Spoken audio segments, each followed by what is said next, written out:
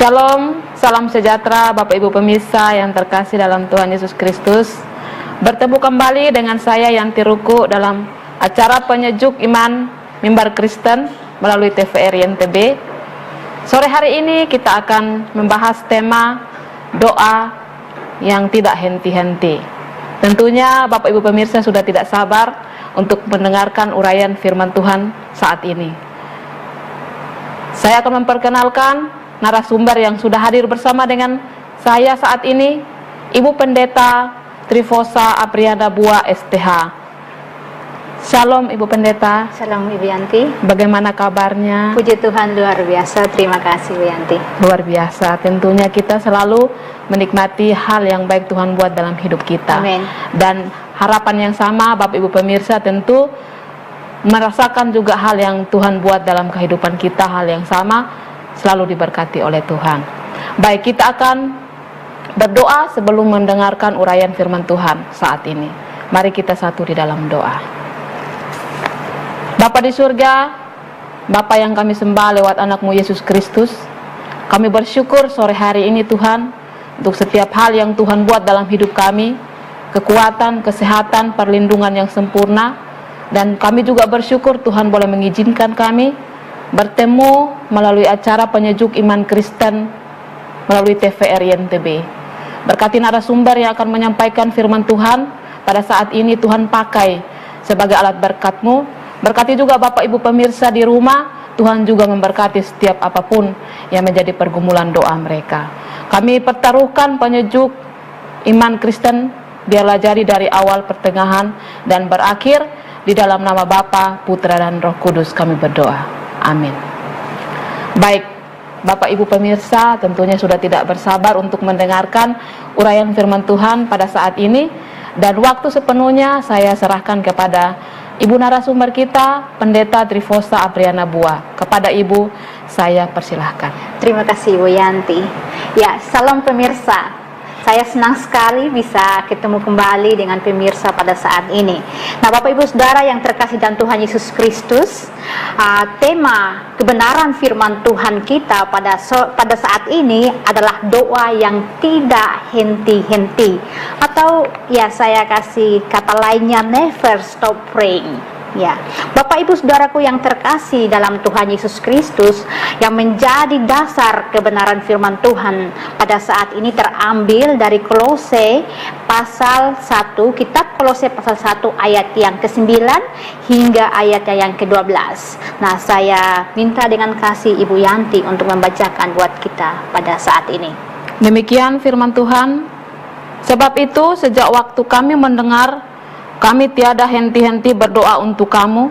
Kami meminta supaya kamu menerima segala hikmat dan pengertian yang benar untuk mengetahui kehendak Tuhan dengan sempurna, sehingga hidupmu layak di hadapannya, serta berkenan kepadanya dalam segala hal, dan kamu memberi buah dalam segala pekerjaan yang baik, dan bertumbuh dalam pengetahuan yang benar tentang Allah, dan dikuatkan dengan segala kekuatan oleh kuasa kemuliaannya, untuk menanggung segala sesuatu dengan tekun dan sabar, dan mengucap syukur dengan sukacita kepada Bapa yang melayakkan kamu untuk mendapat bagian dalam apa yang ditentukan untuk orang-orang kudus di dalam kerajaan terang. Demikian firman Tuhan. Terima kasih Kak Yanti. Ya, Bapak Ibu yang terkasih dalam Tuhan Yesus Kristus, yang berbahagia adalah kita semua yang membaca, merenungkan firman Tuhan dan mau melakukannya dalam kehidupan kita sehari-hari, serta kita juga mau membagikannya kepada orang lain.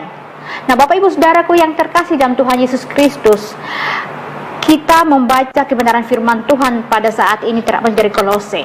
Nah, kota Kolose adalah kota yang terletak di wilayah Frigia yang merupakan provinsi Romawi Asia. Ya, kota ini terletak sekitar 160 km sebelah timur kota Efesus, Bapak Ibu Saudaraku. Nah, diyakini bahwa ada seorang hamba Tuhan yang namanya Epafras. Dialah yang menjadi pendiri utama jemaat Tuhan di kota ini. Nah, siapa Epafras ini, Bapak Ibu Saudaraku?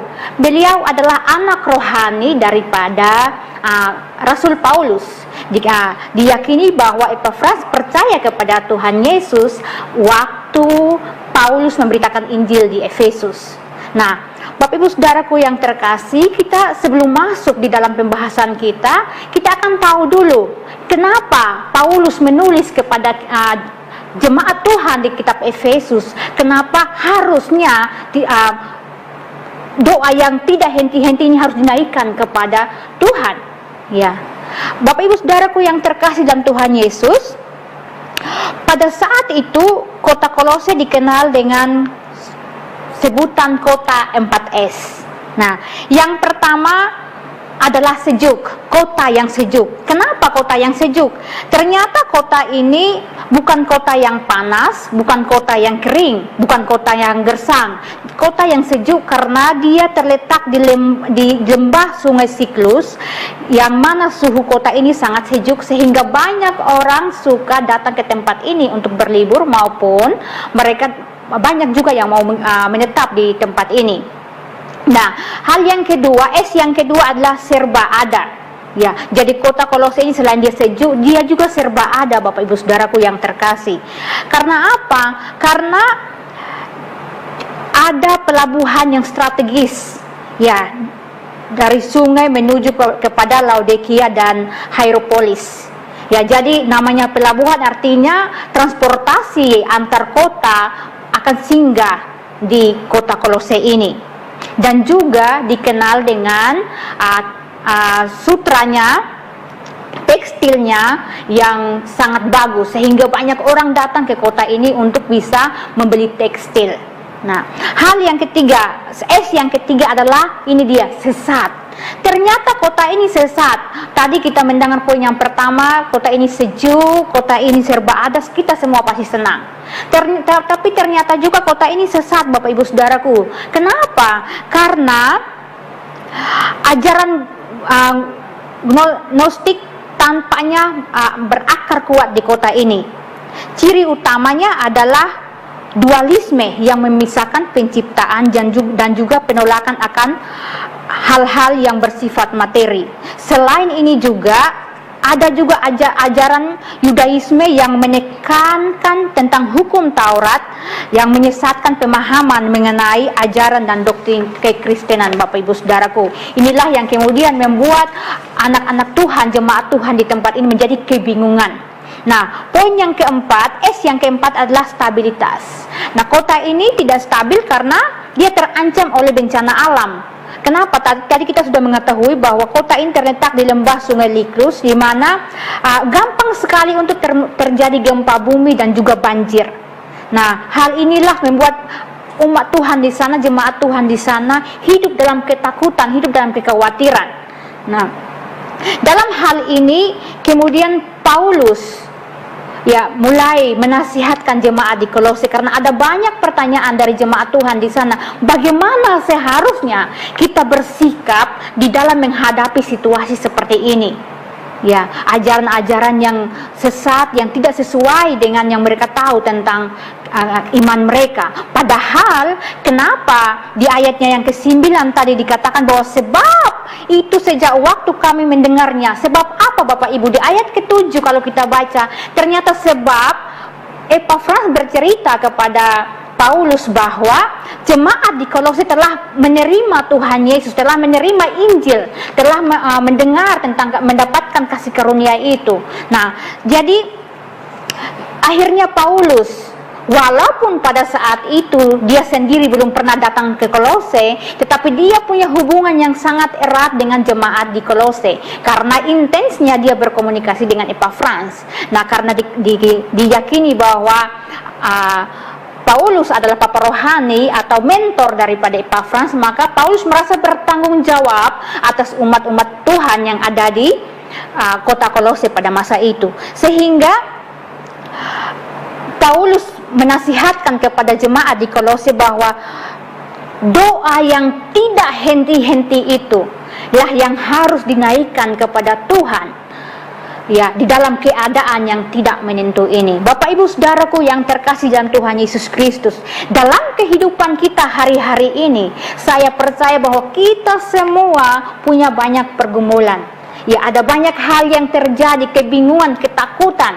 Ya, Kita di Indonesia sendiri beberapa hari yang lalu BBM baru saja naik. Dan kemungkinan mulai ada isu bahwa bahan pokok akan naik. Kita semua dalam ketakutan, kita semua dalam kekhawatiran. Ya, namun apa yang harus kita lakukan Bapak Ibu Saudara? Pada masa itu Paulus menasihatkan kepada jemaat di Kolose bahwa doa yang tidak henti-henti mari kita naikkan kepada Tuhan. Itulah yang terjadi pada kita saat ini. Mari Bapak Ibu Saudaraku, apapun keadaan kita, apapun pergumulan kita, mari kita naikkan doa yang tidak henti-henti kepada Tuhan kita, Yesus Kristus Juru Selamat kita. Bapak Ibu Saudaraku yang terkasih dalam Tuhan Yesus Kristus, lalu apa berkat yang kita dapat apabila kita menaikkan doa yang tidak henti-henti kepada Tuhan kita? Apa yang akan kita tuai daripada hal yang kita lakukan ini? Yang pertama saya tulis di sini, waktu kita menaikkan doa kita, doa yang tidak henti-hentinya kepada Tuhan, maka yang pertama saya tulis di sini, kita akan mengetahui kehendak Tuhan. Kita baca kembali ayat yang ke-9 tadi berkata bahwa sebab itu sejak waktu kami mendengarnya kami tiada berhenti-henti berdoa untuk kamu. Kami meminta supaya kamu menerima segala hikmat dan pengertian yang benar untuk mengetahui kehendak Tuhan. Jadi waktu kita menaikkan doa yang tidak henti-henti kepada Tuhan, kita akan mengetahui kehendak Tuhan di dalam kehidupan kita sehari-hari. Walaupun kenyataannya di dalam kehidupan kita ada banyak tantangan yang terjadi, ada banyak masalah yang terjadi, tapi yang terpenting adalah kehendak Tuhan yang kita tahu. Waktu kita mengetahui kehendak Tuhan dalam kehidupan kita, maka walaupun ada proses kehidupan yang mungkin membuat kita seakan tidak sanggup, tapi kita percaya kita akan mendapatkan sesuatu kekuatan yang baru, karena kita percaya bahwa janji Tuhan itu ya dan amin. Nah, hidup kekristenan adalah kehidupan yang seturut dengan kehendak Tuhan. Kita percaya dan kita tahu sendiri bahwa Tuhan Yesus sendiri waktu datang ke dunia ini dia melakukan kehendak Bapanya. Bahkan kita tahu bahwa di dalam keadaan yang genting, susah sekalipun, Yesus katakan, biarlah kehendakmu saja yang terjadi, biarlah kehendak Bapa saja yang terjadi. Bahkan Yesus sendiri berkata di dalam Markus 3 ayat 35 berkata bahwa siapa yang melakukan kehendak Tuhan, dia adalah saudara. Jadi Bapak Ibu Saudaraku, waktu kita melakukan kehendak Tuhan, kita adalah saudara daripada Tuhan. Ya. Dan waktu kita melakukan kehendak Tuhan, kita tahu kehendak Tuhan, maka kita mampu membedakan apakah kehendak Tuhan dalam kehidupan kita. Kalau dalam kehidupan kita anak-anak Tuhan, kita tidak melakukan kehendak Tuhan, maka akan terjadi petaka Bapak Ibu Saudaraku. Contohnya, bila kita menikah, jika kita memilih pasangan yang tidak sesuai dengan kehendak Tuhan, maka kita akan mengalami penderitaan seumur hidup. Misalnya di saat kita membangun sebuah usaha, apabila usaha ini tidak sesuai dengan kehendak Tuhan, maka yang kita dapatkan bukannya keuntungan, tapi malah kerugian yang kita dapat. Jadi mari Bapak Ibu Saudaraku, mari kita naikkan doa kita yang tidak henti-henti supaya kita mengetahui kehendak Tuhan dalam kehidupan kita. Sehingga biarlah kemanapun kita pergi, apapun yang kita lakukan, biarlah berhasil oleh karena ada penyertaan Tuhan.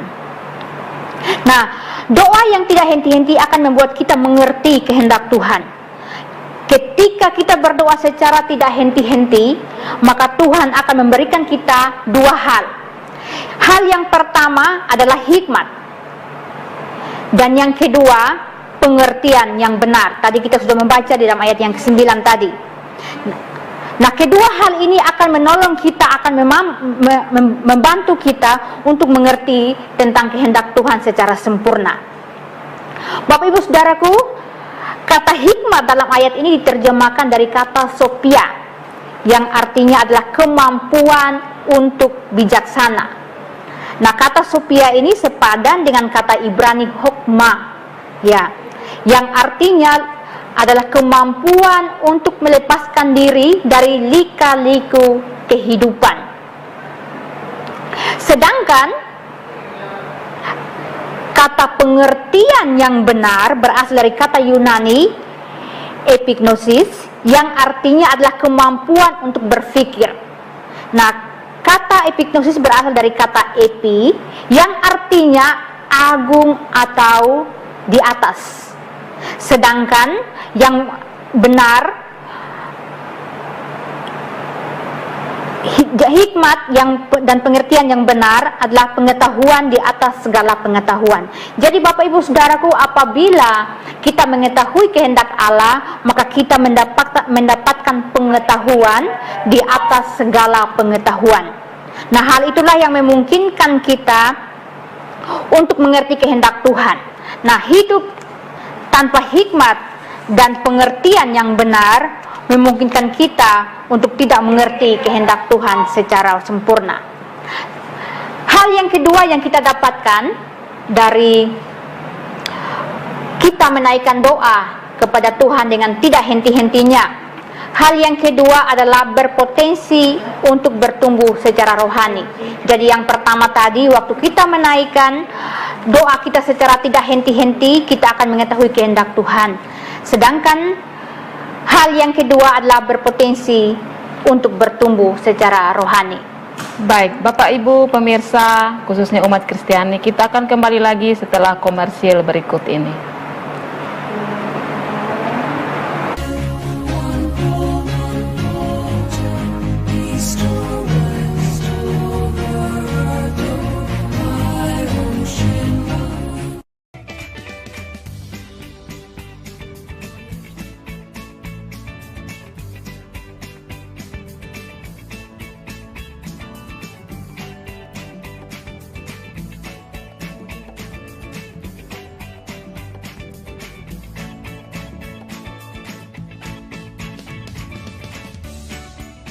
Gimana?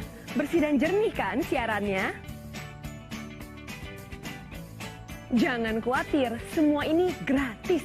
Tidak perlu beli kuota internet dan nggak perlu biaya berlangganan. Bagi kamu yang masih menggunakan TV analog, cukup dengan satu langkah mudah. Untuk televisi yang sudah siap digital, cukup scan ulang siaran TV kamu untuk menangkap siaran TV digital. Banyak pilihan programnya, bersih gambarnya, jernih suaranya, dan canggih teknologinya. Ayo, kita beralih ke siaran televisi digital.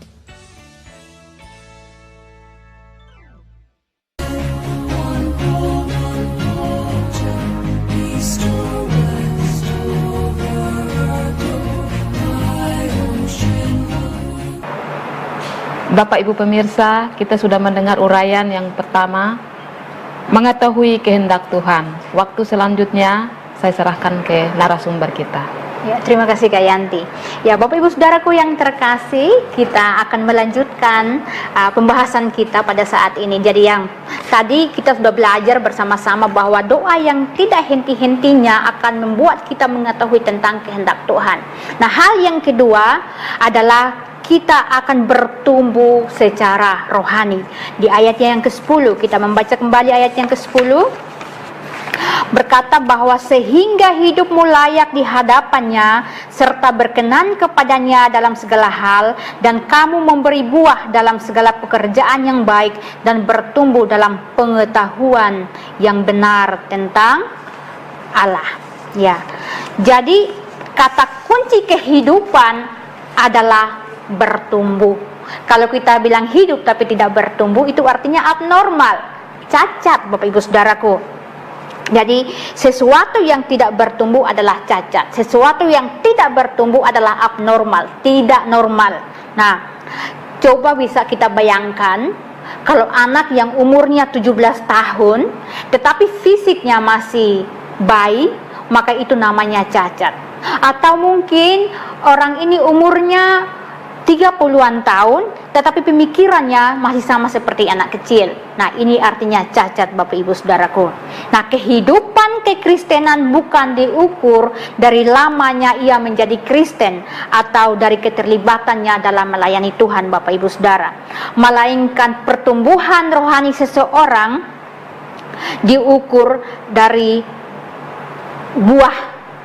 Ya, kita tahu bersama bahwa buah pohon itu akan dikenal dari buahnya. Jadi misalnya kita lihat pohon mangga, ya kita lihat buah mangga, ya kita tahu hasilnya dari pohon mangga. Nah, jadi seperti kita juga umat Kristen, kita juga anak-anak Tuhan yang ada dalam Tuhan Yesus, kita juga akan dilihat daripada buah kita kepada Tuhan. Nah, dikatakan bahwa dan bukan hanya sekedar berbuah Bapak Ibu Saudara, tapi kita sebagai anak-anak Tuhan, kita harus berbuah, dan buah itu dikatakan harus tetap. Nah, dalam ayat yang ke-10, Paulus menggambarkan pertumbuhan kerohanian kita dengan analogi pohon yang bermula dari benih yang ditabur, berakar, bertunas, hingga bertumbuh menjadi besar dan menghasilkan buah. Di sisi lain, Paulus juga menggambarkan pertumbuhan kerohanian kita dengan analogi pertumbuhan manusia yang bermula dari bayi rohani yang hanya sanggup menelan susu dan juga makanan ringan hingga bertumbuh menjadi dewasa dalam Kristus. Kita nanti Bapak Ibu bisa buka bersama dari 1 Korintus 3 ayat 1 hingga yang ketiga. Nah, setiap makhluk ciptaan Allah dilihat dari buah yang dihasilkannya Bapak Ibu Saudara. Gereja yang menghasilkan buah yang baik, maka dikatakan bahwa Bapa yang di surga akan dimuliakan. Jadi anak-anak Tuhan yang menghasilkan buah yang baik, Bapa yang di surgalah yang dimuliakan. Tetapi sebaliknya, bila pohon yang tidak menghasilkan buah yang baik akan ditebang dan dibuang.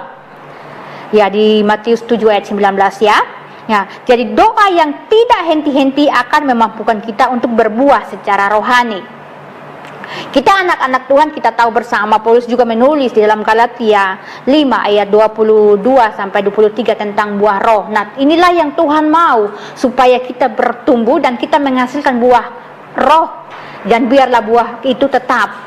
Nah, mari kita buka bersama Galatia 5 ayat 22 hingga ayat yang ke-23. Ya, saya minta Ibu Yanti untuk membacakannya buat kita bersama. Galatia 5 ayat 22 dan 23, demikian firman Tuhan. Tetapi buah roh ialah kasih, sukacita, damai sejahtera, kesabaran, kemurahan, kebaikan, kesetiaan, kelemah lembutan, penguasaan diri. Tidak ada hukum yang menentang hal-hal itu. Ya, baik. Ya, jadi Tuhan mau supaya kita memiliki buah roh yang sudah kita bacakan bersama tadi, bahwa kita harus memiliki kasih dalam kehidupan kita. Kita harus memiliki kesabaran di dalam kehidupan kita. Ya, kita harus berbuah, dan buah kita itu harus tetap. Jangan sampai kita katakan bahwa kita ini anak Tuhan, kita ini bertumbuh, tetapi ternyata kita tidak bisa menghasilkan buah. Ada masalah sedikit kita langsung marah. Ya, kalau waktu ada orang marah sama kita, kita juga mau marah. Ya, kita juga mau balas dendam sama orang. Ya, ini artinya bahwa kita tidak sedang berbuah sebagai anak-anak Tuhan, Bapak Ibu Saudara. Bahkan kita tidak mencerminkan karakter Yesus di dalam kehidupan kita. Kita tahu bersama bahwa waktu kita bicara tentang Yesus, kita bicara tentang kasih. Ya, artinya bahwa kita harus mengasihi semua orang, siapapun itu. Bahkan dikatakan bahwa kita harus juga mengasihi musuh kita. Ya, jadi bukan hanya sekedar kita mengasihi orang yang baik sama kita, tetapi firman Tuhan katakan kita harus mengasihi semua orang. Bahkan kita harus panjang sabar, kita harus bisa menguasai diri kita. Ya, mari Bapak Ibu Saudaraku, kita mau berakar, bertumbuh, memberikan buah kepada Tuhan, dan biarlah buah kita itu tetap di dalam Tuhan. Ya, jadi Paulus mencatat ragam buah yang menandai kedewasaan rohani seseorang. Waktu kita memiliki buah roh tadi yang sudah dibacakan di dalam Galatia 5 ayat 22 dan 23 tadi, bahwa menandakan bahwa kita sudah dewasa di dalam rohani kita. Nah, kedewasaan rohani yang ditandai oleh buah roh yang dihasilkan ini, yang akan membuat hidup kita menjadi layak dan berkenan di hadapan Tuhan, Bapak Ibu Saudaraku. Ya, jangan sampai kita selalu menuntut Tuhan untuk kita dilayakan, sementara kita hidup mau sesuka hati kita. Kita hidup mau seenaknya kita saja, tanpa kita mau mengikuti kehendak daripada Tuhan itu sendiri. Nah, Bapak Ibu Saudaraku yang terkasih dalam Tuhan Yesus Kristus, tadi poin pertama bahwa yang kita dapatkan apabila kita menaikkan doa kita secara tidak henti-hentinya kepada Tuhan, yang pertama tadi kita akan mengetahui kehendak Tuhan, dan yang kedua berpotensi untuk bertumbuh secara rohani di dalam Tuhan. Jadi kalau kita mau mengetahui kehendak Tuhan, kita mau bertumbuh secara rohani dalam Tuhan, mari kita tidak jemu-jemunya naikkan doa kita kepada Tuhan. Nah, hal yang ketiga Bapak Ibu Saudaraku yang terkasih dalam Tuhan Yesus Kristus, dari bacaan kita pada saat ini tadi, saya ambil dari ayat yang ke-11. Dan hal yang ketiga adalah menerima kekuatan ilahi. Jadi selain kita mendapatkan mengetahui kehendak Tuhan, selain kita bertumbuh di dalam Tuhan, kita juga menerima kekuatan daripada Tuhan. Ya, saya sendiri punya pengalaman pribadi dalam kehidupan saya, Bapak Ibu Saudara, bahwa walau waktu di dalam pergumulan, waktu di dalam masalah, mungkin masalah itu tidak selesai Bapak Ibu, tapi waktu saya mengambil sikap datang di bawah kaki Tuhan, saya bawa hidup saya bawa masalah saya ke dalam tangan Tuhan. Walaupun masalah itu mungkin belum selesai, tapi yang saya rasakan adalah saya mendapatkan kekuatan daripada Tuhan. Saya mendapatkan suatu sukacita daripada Tuhan, padahal kenyataannya masalahnya belum selesai Bapak Ibu Saudara. Ya. Jadi tentunya bahwa komunikasi dengan Tuhan adalah sesuatu yang penting, karena Dia sendiri adalah Bapa kita. Ya, seorang bapa pasti mengasihi anaknya. Waktu anaknya berbicara kepada dia, waktu anaknya curhat kepada dia, saya percaya bahwa seorang papa mau duduk dan mendengarkan. Bahkan dia mau memberikan solusi kepada setiap masalah yang dihadapi oleh anaknya. Dan saya pikir itu yang dilakukan oleh Bapa di bumi. Dan saya percaya kalau Bapa di bumi bisa sanggup melakukan itu, maka saya percaya bahwa Bapa di surga lebih daripada itu, saudaraku yang terkasih. Makanya di dalam 1 Korintus 2 ayat 9 dikatakan bahwa waktu kita datang kepada Tuhan, waktu kita menaikkan doa-doa kita kepada Tuhan, dikatakan bahwa apa yang tidak pernah kita lihat, apa yang tidak pernah kita pikirkan, apa yang tidak pernah timbul dalam hati kita, itu yang terjadi Bapak Ibu Saudaraku. Ya, jadi Tuhan tidak pernah berjanji bahwa umatnya terlepas daripada pergumulan atau permasalahan kehidupan. Tapi di dalam kenyataannya bahwa tidak selalu semua jalan hidup kita itu mulus. Apakah di antara kita, Bapak Ibu Saudara yang ada di rumah, atau mungkin juga yang ada di studio, apakah terlepas dari masalah? Tidak ada yang tidak punya masalah? Kalau tidak ada yang punya masalah, saya bilang wow, luar biasa. Tapi kita tahu bahwa ya ada banyak orang katakan bahwa hanya orang mati sajalah yang tidak punya masalah. Karena selagi kita masih hidup, selalu ada proses untuk membuat kita serupa dengan Dia sendiri, dengan Allah sendiri. Sehingga biarlah lewat masalah kita, lewat proses kehidupan kita, itu membentuk kita untuk lebih lagi dekat kepada Tuhan. Jadi di dalam kehidupan kita, memang kehidupan kita tidak lurus, tidak mulus. Ya, terkadang ada lubang, terkadang ada curam, terkadang ada lika-likunya. Ya, tetapi yang dijanjikan oleh Tuhan adalah kekuatan ilahi agar kita mampu untuk terus menghadapi, menjalani kehidupan kita. Ya, Tuhan tidak pernah memberikan masalah atau sakit penyakit kepada kita Bapak Ibu Saudara. Kalaupun itu terjadi, mungkin itu karena kecerobohan atau kelalaian daripada kita sendiri Bapak Ibu Saudara. Jadi jangan sampai waktu kita dalam keadaan yang sakit, keadaan susah, kemudian kita mulai salahkan Tuhan. Aduh Tuhan kok di mana? Tuhan kok kasih saya sakit penyakit? Bapak Ibu Saudaraku, Tuhan sangat mengasihi kita semua, sehingga tidak ada sakit penyakit yang Tuhan mau berikan kepada kita. Tidak ada masalah yang Tuhan mau supaya kita lalui Bapak Ibu Saudaraku.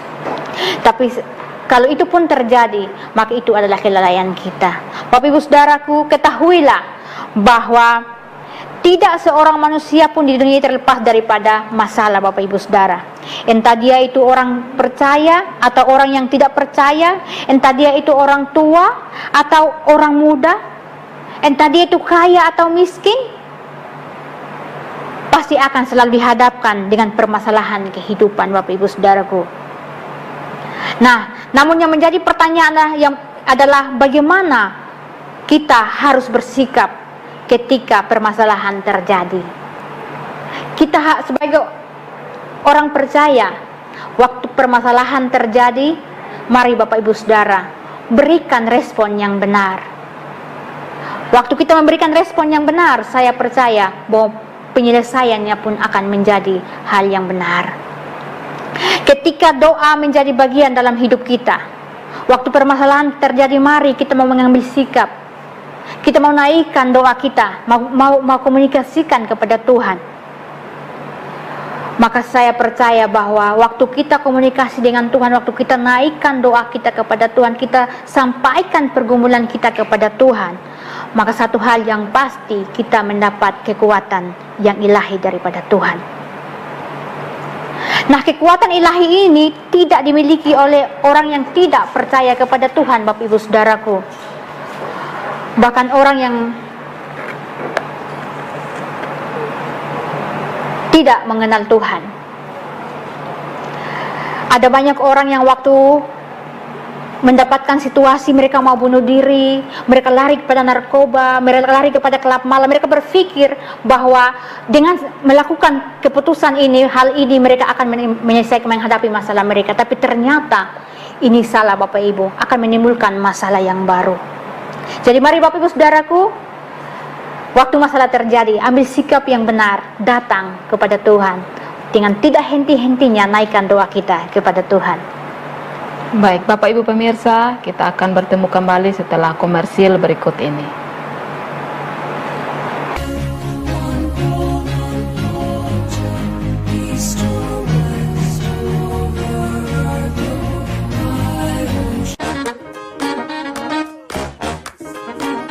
Halo, aku Modi, Sobat Digitalmu. Kamu tahu nggak kalau siaran TV analog akan diganti menjadi digital?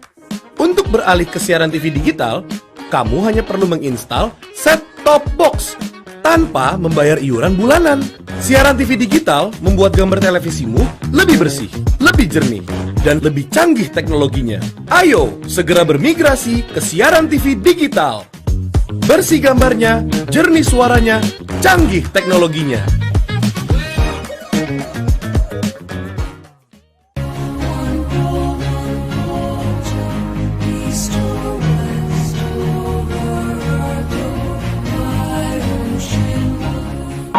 Bapak Ibu pemirsa, sangat luar biasa kita sudah diberkati. Hal yang pertama, kita sudah mendengarkan tentang kehendak Tuhan. Hal yang kedua, kita bertumbuh secara rohani. Tentunya kita masih sangat rindu untuk diberkati dengan uraian yang berikutnya. Untuk itu kepada narasumber, waktu sepenuhnya saya kembalikan. Terima kasih Bu Yanti. Ya, bertemu kembali Bapak Ibu Saudaraku. Ya, jadi tadi mau katakan bahwa Paulus juga sebelum menjadi orang percaya, Paulus adalah seorang yang memiliki temperamen yang keras dan tidak sabar, Bapak Ibu Saudaraku. Ya, namun bila Paulus mampu untuk tekun dan sabar dalam menanggung segala penderitaan, kita tahu bahwa Paulus di dalam pelayanannya ada berbagai macam penderitaan yang dia hadapi. Namun dia sabar di dalam setiap penderitaannya, dia sabar di dalam pergumulannya. Padahal Paulus ini adalah seorang yang sangat keras. Ya, jadi seharusnya kalau secara logika dia tidak bisa bersabar dalam menghadapi masalahnya. Namun sikap Paulus ini menjadi berbeda waktu dia sudah mengambil komitmen percaya kepada Tuhan Yesus. Ya. Jadi walaupun banyak pergumulan yang dia hadapi, namun dia mendapatkan kekuatan ilahi daripada Tuhan untuk menghadapi setiap pergumulannya ini. Kita tahu bahwa dalam kehidupan Paulus tidak kurang masalah yang dia hadapi dalam melakukan tugasnya sebagai seorang rasul. Ya. Namun dia bisa sabar dan dia bisa menguasai dirinya. Artinya bahwa Paulus mengatakan bahwa orang yang sabar atau orang yang tekun bukan karena sifat bawaan lahir, Bapak Ibu Saudara, tetapi hasil daripada doa yang tidak henti-hentinya.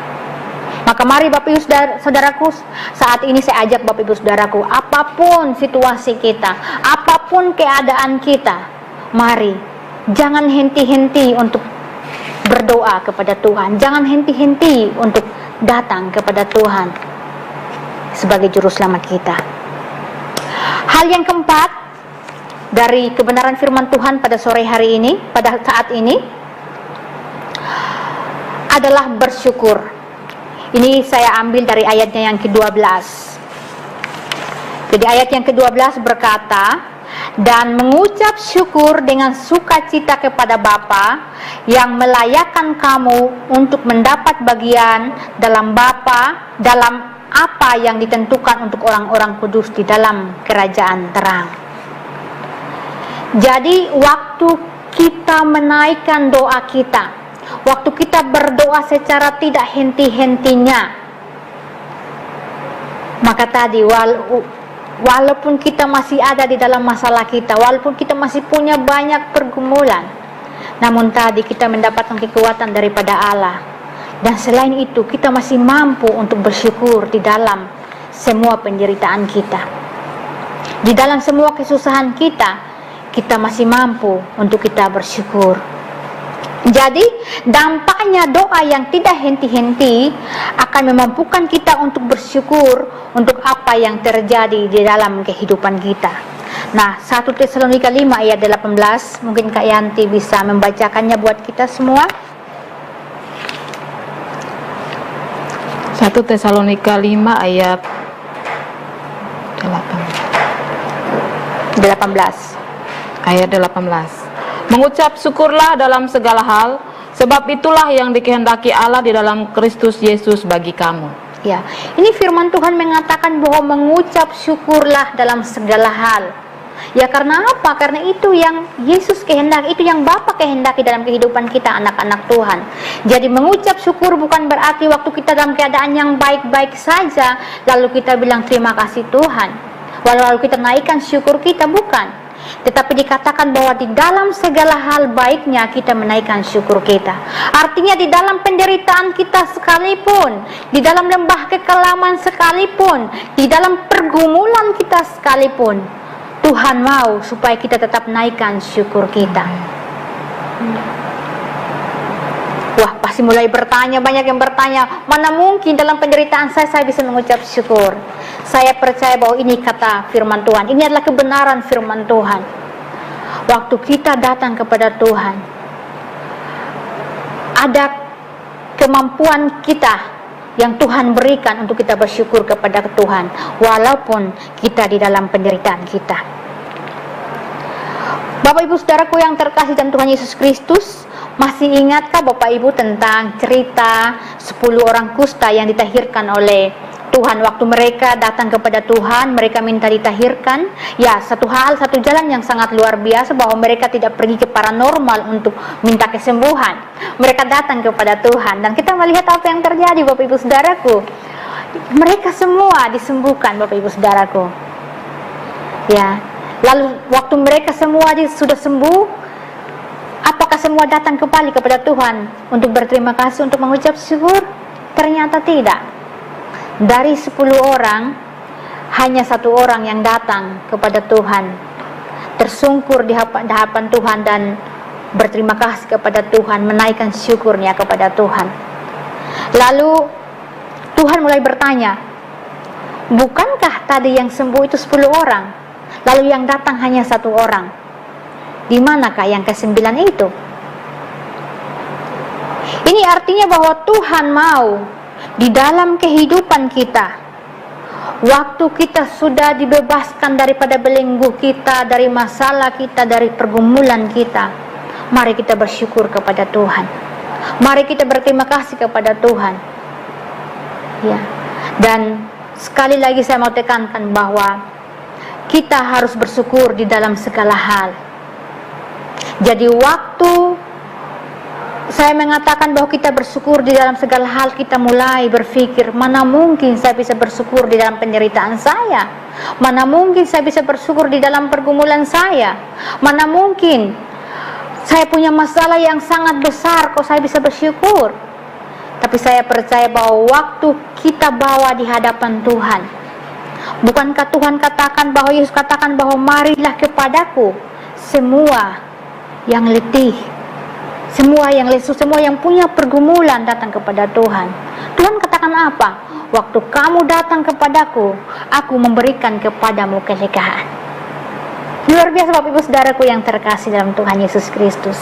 Mari Bapak Ibu Saudaraku, kita harus tahu bahwa kehidupan kita dari semulanya di dalam Roma 8 ayat 29 dan 30 dikatakan bahwa dari semulanya semua orang ditentukan, dipanggil, dipilih, dibenarkan, dan dimuliakan. Artinya saya dan Bapak Ibu Saudara dari semula sudah ditentukan Bapak Ibu Saudaraku untuk dibenarkan dan untuk dimuliakan. Artinya apapun keadaan kita, mari kita memiliki respon yang benar, sehingga biarlah apa yang menjadi rencana Tuhan itu dalam kehidupan kita, biarlah apa yang menjadi kehendak Tuhan dalam kehidupan kita itu yang terjadi Bapak Ibu Saudaraku.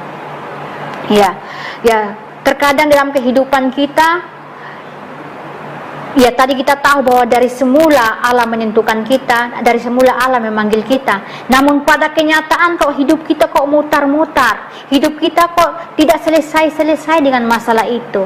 Mungkinkah Bapak Ibu respon kita yang belum benar? Mungkinkah Bapak Ibu waktu di dalam masalah kita belum datang kepada Tuhan? Kita tidak menaikkan syukur kita kepada Tuhan, kita tidak berdoa kepada Tuhan, tapi kita mencoba untuk menyelesaikan masalah kita dengan akal dan pikiran kita sendiri. Maka yang terjadi adalah kita mengalami stres. Makanya tadi dikatakan bahwa ada banyak orang yang kemudian waktu mengalami masalah, mereka datang dan membunuh diri mereka. Mereka merasa bahwa cukup sudah, sampai di sini sudah. Mereka tidak tahu bahwa waktu membunuh diri mereka itu menyakiti hati Tuhan. Ya. Bahkan ada banyak orang yang punya masalah, bukannya mereka datang kepada Tuhan, mereka mulai datang kepada narkoba. Mereka mulai datang kepada klub malam. Mereka berpikir bahwa di klub malam mereka bisa minum mabuk, mereka bisa goyang-goyang di sana, kemudian selesai masalah mereka. Padahal setelah apa yang mereka lakukan itu akan menimbulkan masalah yang baru, sehingga kemudian putus harapan, kemudian hilang harapan, mulai kecewa dengan Tuhan. Ya, mari Bapak Ibu Saudaraku, kita mau memberikan respon yang benar di saat kita di dalam masalah. Baik, Bapak Ibu pemirsa, kita akan kembali lagi setelah komersil berikut ini.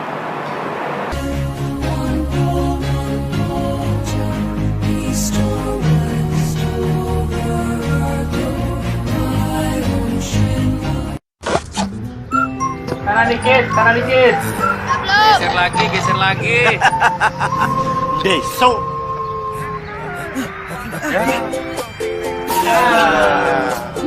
Besok.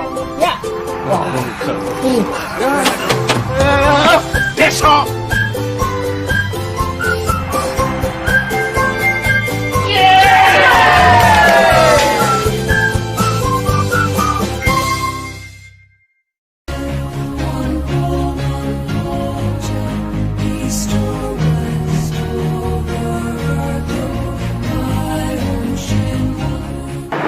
Baik, Bapak Ibu pemirsa, kita sangat diberkati dengan uraian yang disampaikan oleh narasumber kita.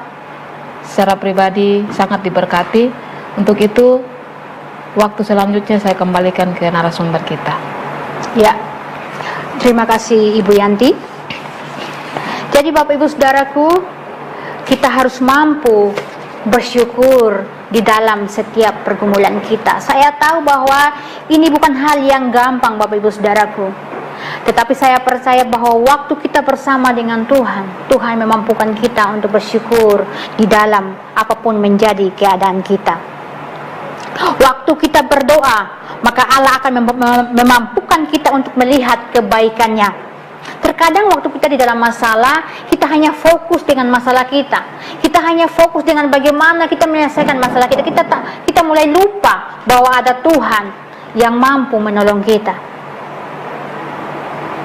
Ya, jadi mari Bapak Ibu Saudaraku, waktu kita ada masalah, jangan fokus kepada masalah kita, tapi fokus kepada Tuhan kita yang besar. Tidak ada masalah yang lebih besar daripada Tuhan kita.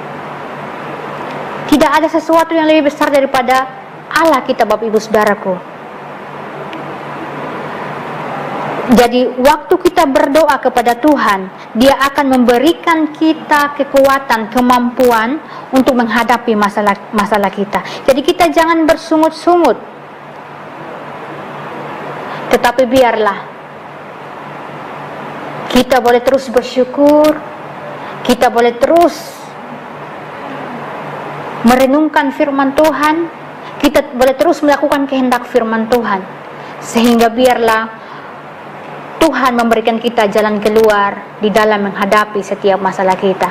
Saya percaya bahwa umat Tuhan yang ada di Kolose pada waktu itu, waktu Epafras bercerita kepada Paulus tentang keadaan mereka sedang dalam kebingungan.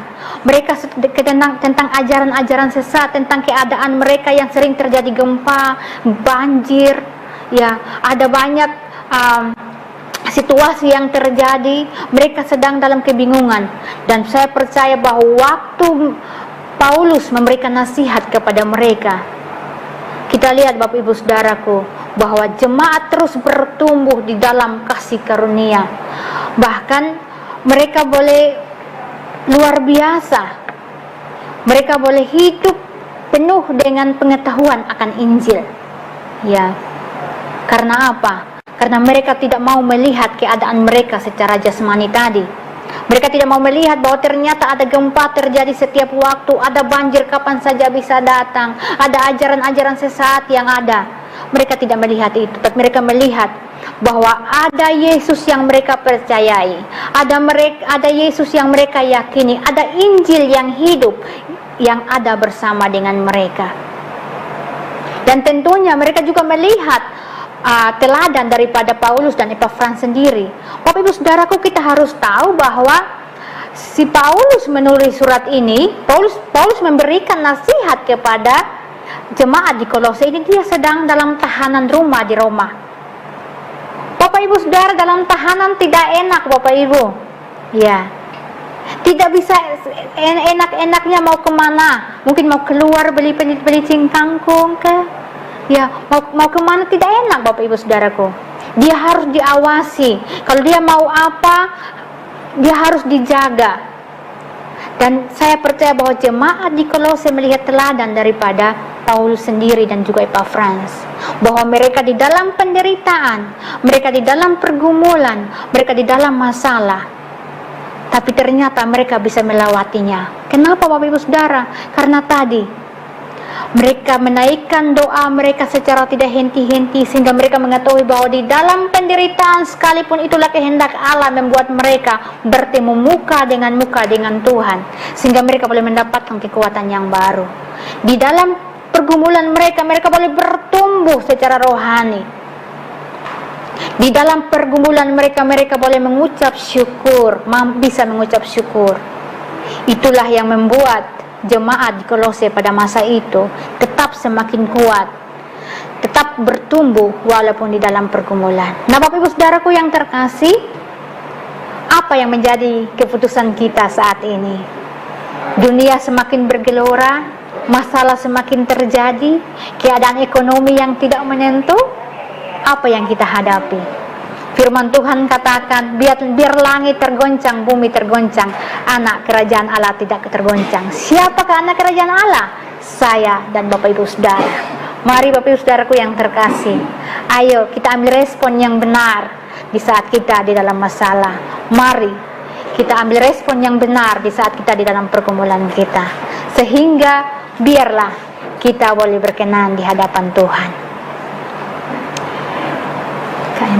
Baik, Bapak Ibu pemirsa umat Kristen yang berbahagia, luar biasa uraian demi uraian yang disampaikan oleh narasumber kita pada saat ini. Ada 4 hal yang perlu kita ingat. Doa yang tidak henti-henti. Hal yang pertama, mengetahui kehendak Tuhan, bertumbuh secara rohani, menerima kekuatan ilahi, dan tetap bersyukur. Keempat hal ini akan menuntun segala aktivitas kehidupan kita, dan kita akan tetap punya tujuan kepada Allah. Lanjut. Ya, closing. Baik, tidak terasa waktu kita akan sampai di sini. Namun sebelumnya kepada Ibu narasumber untuk berdoa, saya berikan kesempatan. Ya, Baik Bapak Ibu Saudaraku, biarlah kebenaran firman Tuhan pada saat ini memberkati kita semua. Mari kita bisa memberikan respon yang benar dalam setiap pergumulan kita, sehingga kita terus mengetahui kehendak Tuhan. Jangan henti-henti berdoa. Mari Bapak Ibu, supaya kita mengetahui kehendak Tuhan, kita mendapatkan kekuatan yang daripada Tuhan, bahkan kita bertumbuh dan kita terus mengucap syukur kepada Tuhan. Mari Bapak Ibu Saudara, kita rendahkan hati kita, naikkan syukur kita berdoa di hadapan Tuhan. Bapa yang baik, Bapa yang kami kasihi, kami boleh bersuka cita bersyukur buat anugerah demi anugerah yang Engkau percayakan kepada kami Tuhan. Kalau saat ini Tuhan kami boleh belajar kebenaran firman Tuhan-Mu Tuh, biarlah firman Tuhan itu boleh bertumbuh di dalam hati kami yang subur, sehingga kami boleh melakukannya di dalam kehidupan kami sehari-hari, membuat kami terus Tuhan mengasihi Engkau, mengenal Engkau lebih lagi ya Bapa.